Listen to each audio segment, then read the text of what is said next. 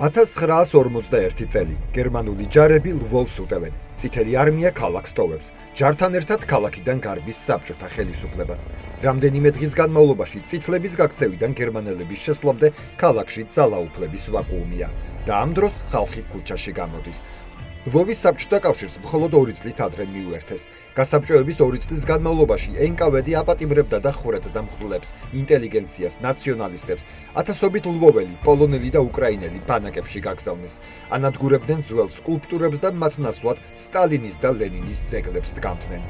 ახლა კი საბჭოთა ხელისუფლების გაქცევის შემდეგ სტალინის ძეგლები დაუცველი დარჩა. გამწარებული ხალხი ქუჩაში გამოდის და მათ ანადგურებს. ეს სტიქიური პროტესტია, ზიზღი და ბოღმა, რაც ლვოველებს საბჭოთა ხელისუფლების მიმართ ამ 2 წლის განმავლობაში დაუგროვდათ. შემდეგ კი ქალაქში გერმანელები შედიან.